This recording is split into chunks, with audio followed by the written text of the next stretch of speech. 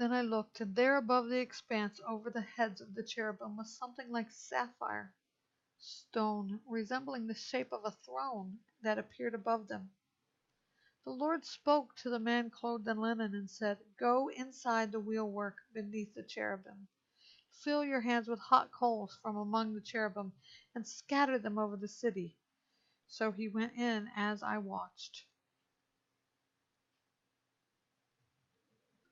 Now the cherubim were standing to the south of the temple when the man went in, and the cloud filled the inner court. Then the glory of the Lord rose from above the cherub to the threshold of the temple. The temple was filled with the cloud, and the court was filled with the brightness of the Lord's glory. The sound of the cherubim's wings could be heard as far as the outer court. It was like the voice of God Almighty when he speaks. After the Lord commanded the man clothed in linen, saying, "Take fire from inside the wheelwork from among the cherubim," the man went in and stood beside a wheel. Then the cherub reached out his hand to the fire that was among them. He took some and put it in the hands of the man clothed in linen, who took it and went out. The cherubim appeared to have the form of human hands under their wings. I looked, and there were 4 wheels beside the cherubim, 1 wheel beside each cherub. The luster of the wheels was like the gleam of beryl.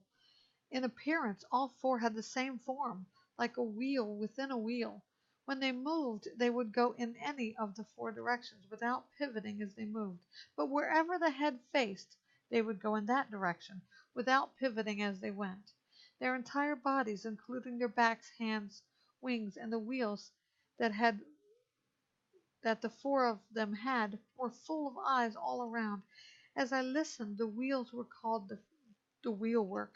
Each one had 4 faces. The first face was that of a cherub, the second was that of a man, the third that of a lion, and the fourth that of an eagle. The cherubim ascended. These were the living creatures I had seen by the Chebar Canal. When the cherubim moved, the wheels moved beside them, and when they lifted their wings to rise from the earth, even then the wheels did not veer away from them. When the cherubim stood still, the wheels stood still, and when they ascended, the wheels ascended with them, for the spirit of the living creatures was in them.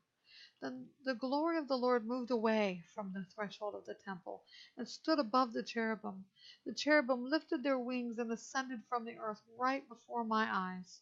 The wheels were beside them as they went.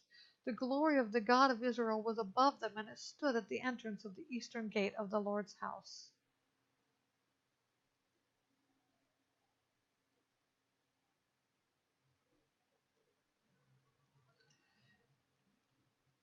These were the living creatures I had seen beneath the God of Israel by the Chebar Canal, and I recognized that they were cherubim.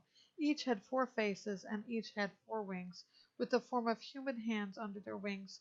Their faces looked like the same faces I had seen by the Chebar Canal. Each creature went straight ahead.